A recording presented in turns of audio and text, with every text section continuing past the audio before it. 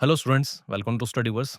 आज के इस वीडियो में हम लोग जेईई मेन 2026 का केमिकल इक्विलिब्रियम टॉपिकल न्यूमेरिकल लाए हैं। क्वेश्चन कह रहा है, for the reaction A gives B the number of moles of A and B at equilibrium in a 1 litre vessel are 0.5 and 0.375 respectively. If zero point 0.1 moles of A is added further, then determine the number of moles of A and B at the new equilibrium. तो यहाँ पे हमें नया equilibrium जब 0.1 मोल ए डाला है तो उस पर ए और बी के मोल्स बताने हैं। तो सबसे पहले हमने क्या किया, जो कंसंट्रेशन यहाँ पे है वो निकाल दी। तो इसकी मोल अपॉन वॉल्यूम 1 लीटर, तो ये आ गया 0.5 और इसकी कंसंट्रेशन 0.375 आ गया। इससे केसी निकाला, ये इक्विलिब्रियम कंसंट्रेशन है ओल्ड पे, डिवाइड बाई 0.5। अब बच्चों 0.375 को आप 0.5 यानी 1/2 से डिवाइड कर रहे हो, तो ये 2 ऊपर जाके इस वैल्यू को 0.75 बना देगा, जिसको आसानी से सॉल्व करने के लिए हम 3/4 लेंगे।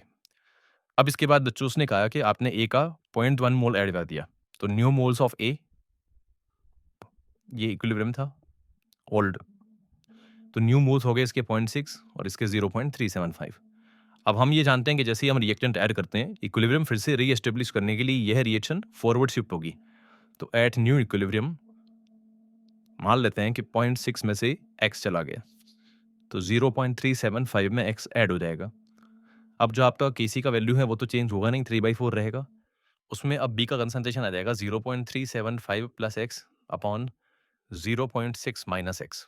इसको सॉल्व किया तो 3 into 0.6 1.8 minus 3x equals to 0.375 का 4 टाइम्स करेंगे तो 1.5 आ जाएगा प्लस 4x।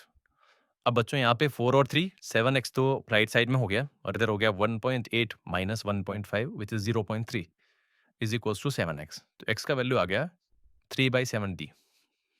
3/7 को अगर डिवाइड करें तो 0.042 ये वैल्यू आ रही है।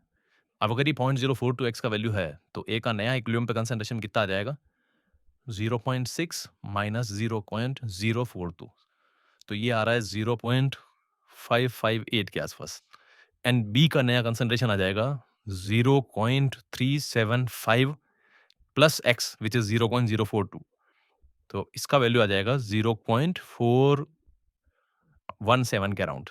तो ये हमारे पास वैल्यूज आ गई है 0.558 या 0.557 एंड 0.417।